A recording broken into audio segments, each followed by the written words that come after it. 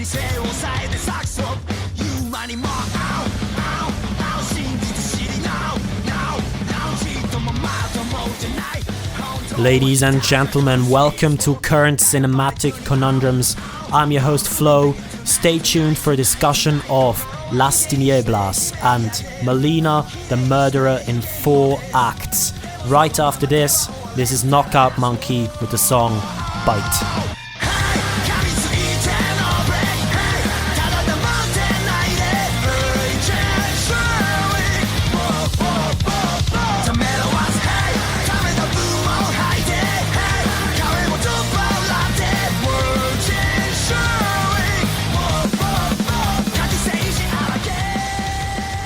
Ladies and gentlemen, welcome to Current Cinematic Conundrums, the podcast which has such sights to show you. I am your host Flo, and this episode we are taking a look at 2 very interesting movies. Firstly, Las Tinieblas, a Mexican production from late 2016, which was another movie I caught at the Neuchâtel International Film Festival.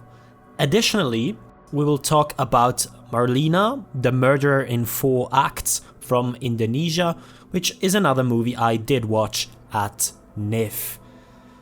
So this is the second to last episode about NIFFF, because we still do have to cover 3 movies.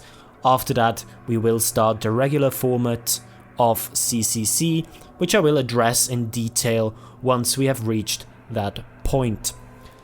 Another subject I would like to discuss before we start is the recent death of Tobe Hooper. After the tragic loss of George Romero, now Tobe Hooper has passed away. It seems like this is the year where numerous highly influential directors leave us. Talking about Hooper specifically, he single-handedly redefined the horror genre with his shocker Texas Chainsaw Massacre from 1974, which was so far ahead of time it got outright banned in a number of countries, despite being commercially successful. Since then, people have come to realize how clever of a movie Hooper made. It not only managed to parody the American sitcom family cliché, but also subtly dealt with pro-vegetarian issues and was subject to extensive critical discussion. But Tobe Hooper did not just stop at basically defining large parts of the later slasher formula. He also went on with making movies like Poltergeist, Funhouse, Eaten Alive, Life Force, and even The Mangler. We will miss you, Toby. Thanks for the brilliant legacy of films you have left us with.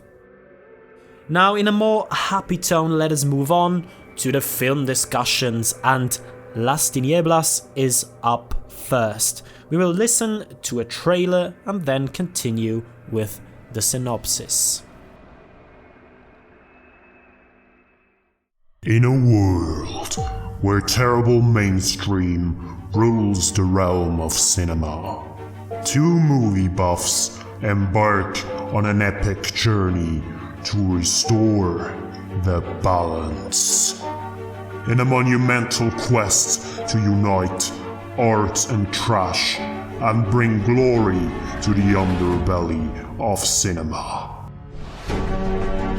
These critics fear nobody, not even Michael Bay. Featuring the English language Current Cinematic Conundrums and the German Art or Trash Cinema podcast, bringing you movies such as Audition, Cemetery Man, Nosferatu, and Blackula. Host Flo and co-host Jan will take you on a twisted trip through cinematic history and welcome you to the Art or Trash Cinema podcast.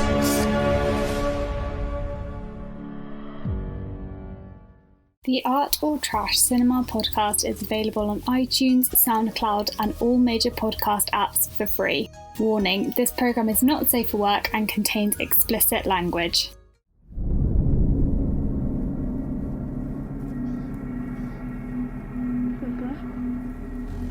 haces? Coche. ¿Para qué sirve? Para nada.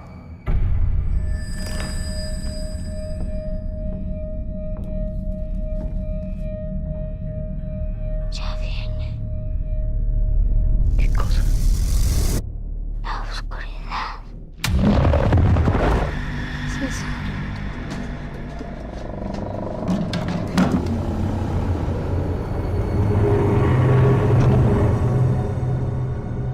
Ya se fue. ¿Qué es lo que quiere? Quizás está buscando a alguien más.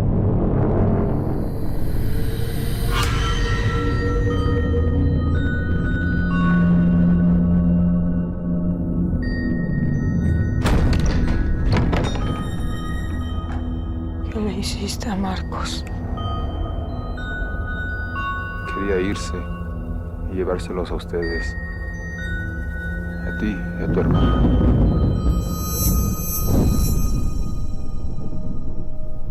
No queda tiempo. La bestia se acerca.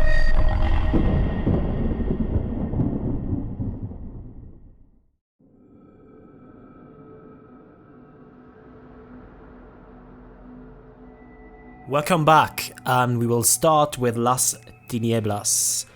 In a forest always covered by a dense fog, Gustavo keeps his children locked in the basement of an old cabin due to the dangers posed by a wild beast which roams the depths of the forest.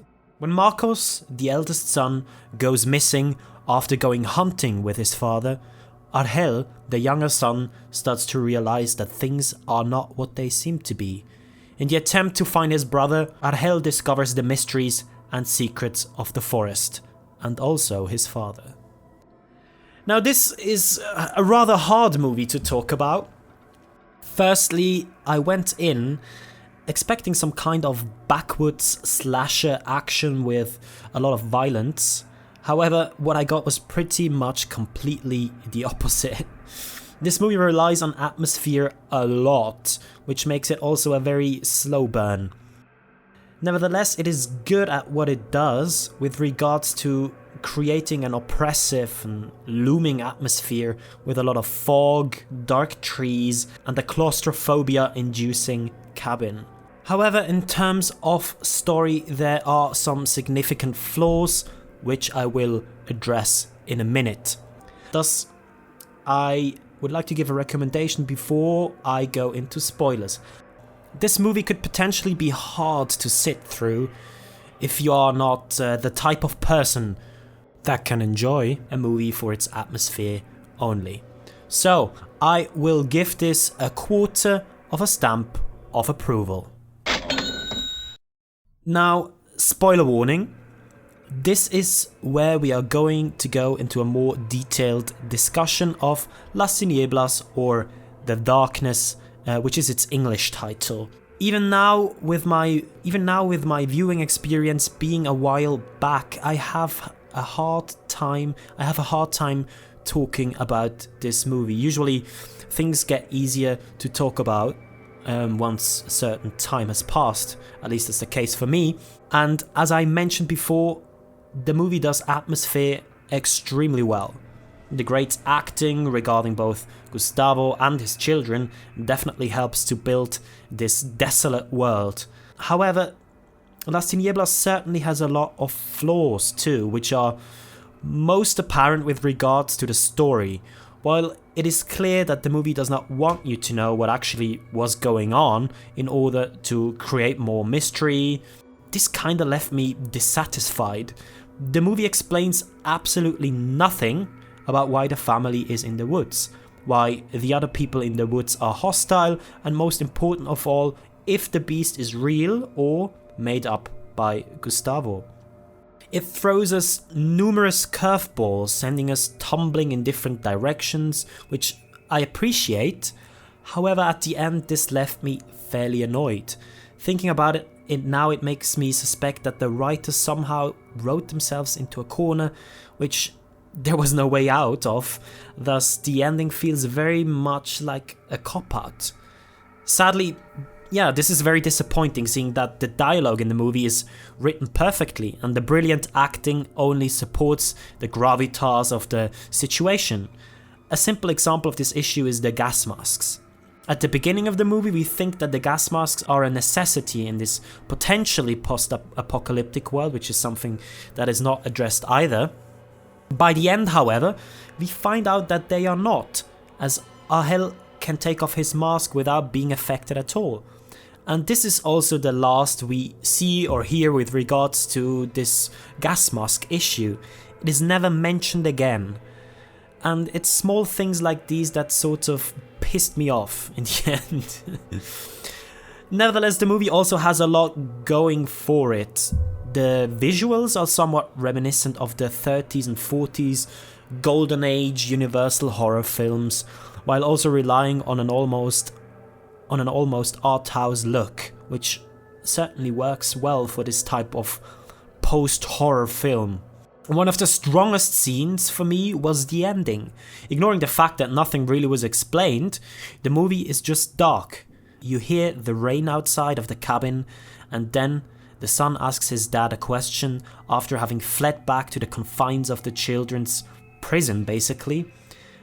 And the dad just tells the boy that the beast is approaching. This is extremely effective, as you are just sitting in the dark of the cinema and listening to what is going on. You can just hear the rain, and I absolutely dug that. That was brilliant.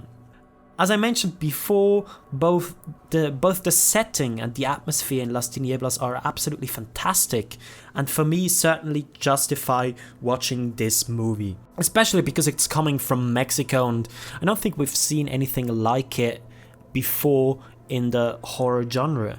However, there are tons of people that would disagree with that, as it very much depends on the viewer whether they can get into a movie that relies this much on atmosphere.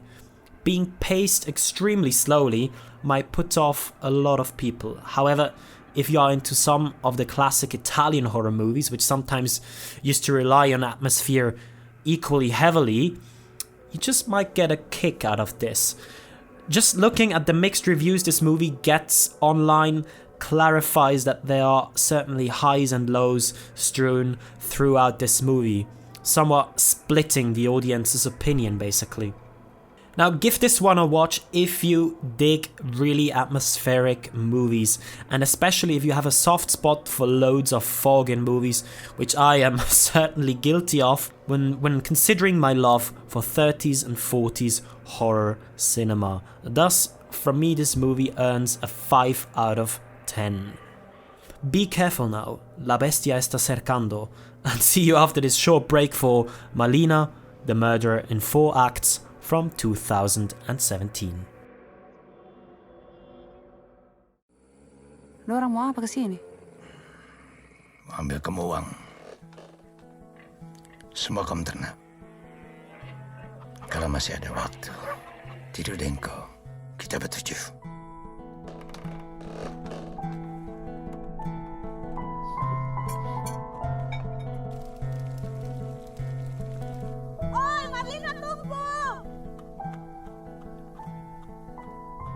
Kok bisa ikut dengan saya saja? Kok bisa pergi gereja? Mengaku kamu dosa. Saya tidak merasa berdosa.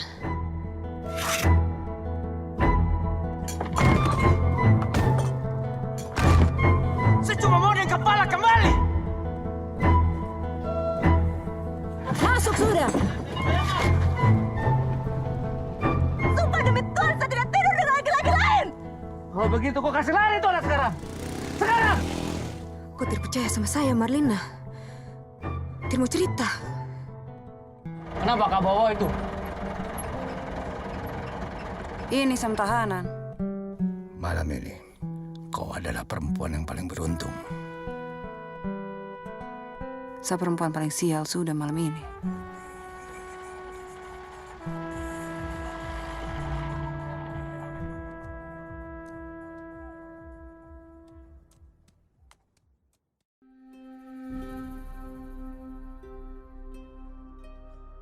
Ladies and gentlemen, welcome back to our film discussion.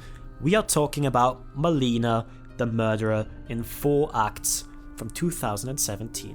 The way this movie was described in the festival program at NIFFF was as a feminist rape revenge western, and this actually is very accurate.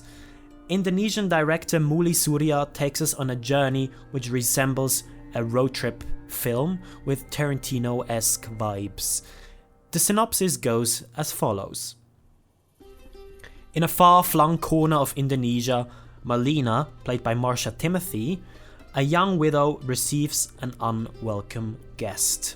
Marcus, Iggy Fedley, a middle-aged tattooed thug, rides up to her farmstead to inform the titular heroine that he and his gruesome goons will be taking all of her livestock and taking turns to rape her this evening. He's calling half an hour early so that she can get a head start on dinner. Chicken soup would be nice. Marlina heads toward the kitchen. Her deadened composure betrays nothing of the murderous mayhem she's about to unleash. Chicken soup it is, with a machete for afters. Marlina's adventures unfold over 4 acts: the robbery, the journey, the confession, and the birth. These chapters bring her into contact with unhelpful ping-pong playing cops, an elderly woman determined to marry off her nephew, and, rather startlingly, the headless ghost of one of Marlina's victims. So, before I go into any spoilers at this point, it is important to address the fact that this movie comes out of a country which has a highly flawed track record regarding women's rights. Muli Surya demonstrates courage and strong values in an environment where such commitments are exceedingly dangerous to wear on your sleeve. This alone would make this movie amazing already, content-wise. But not only does Surya present us with a movie which champions values that are hardly accepted in the country where it was directed, she also delivers the first so-called satire western in cinema history. As a spoiler-free review, I can only say 3 words. Watch it now. This is by far the best movie I have seen at NIFFF. It may also be the best movie I've seen in like 2 or 3 years. Not only is it breathtakingly beautiful, there's a reason it was hyped at Cannes, it is also brilliantly written and acted at the same time. This movie felt so personal, I cannot imagine anybody not being touched and shocked by this very gritty and harsh world where Marlina's story is developed. Obviously, this is a statement for Indonesian women and, of course, women in general, dealing with male violence and patriarchal societies where women do not enjoy the same rights as men do. Thus, a heartfelt message is packed into this film, not shying away from showing brutal violence, but also having a great sense of humor at exactly the moments where it feels right, where it fits perfectly. So yeah, this one is an easy recommendation.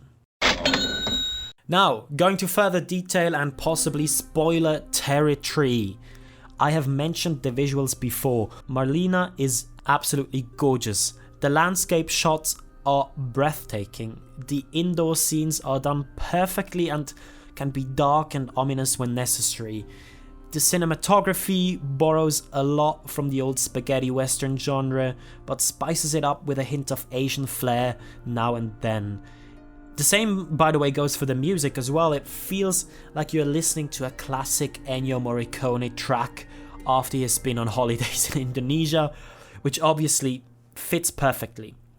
I have already commended the brilliant acting, but it's important to again mention Marsha Timothy and Dia Panendra, which do an outstanding job as Marlina and Novi, these 2 women who are in defiance of what some societies regard as a given role. I highly enjoyed their performances, and it is easy to tell that Surya did some great directing work. Moving on to the story, and as much as I am trying to say or find something negative about this film, I cannot find a single point which bothered me. The plot unfolds as a rape revenge story, which then turns into a road movie only to hit us over the head with heartfelt criticism directed at a man-centric society. A lot of the dialogues Marlina meets a lot of interesting characters on her way to the police. They remind me of the clever writing some of Tarantino's movies have when it comes to conversations. The same goes for some of the violence. However, once Marlina finally reaches the police and isn't really taken seriously, we are in an entirely different territory, something which is much more personal than anything Tarantino has ever done. The scenes where these women dispatch the last of their oppressors at the end of the movie, which is done very violently, it's brutal and shocking, only to instantly tear you down even more when Marlina and Novi break down and cry for the first time in the movie. Funnily enough, this has also an extremely liberating feel to it, which shows the quality of this film if it can take you this far. It is shocking when it needs to be, it is truly heartfelt exactly when it needs to be, and it even is funny at the right moments. From a technical standpoint, it is absolutely fantastic, and from a moral point of view, even more impressive considering where it was made. I'm highly excited to potentially see more of Surya's work. Please give this movie a chance. You will not regret it. I absolutely loved it. From me, 9 out of 10. Bravo. Seriously. And with that, we are already done. That is it. Thank you guys for listening. I hope you check these movies out. If you feel inclined to do so, please drop me a line at autotrashcinemapodcast@gmail.com. I'd love to hear from you guys. Now, tune back into Current Cinematic Conundrums next time for more movies I have experienced at NIFFF. Please do also check out our German show, the Art or Trash Cinema Podcast. And remember, we have such sights to show you.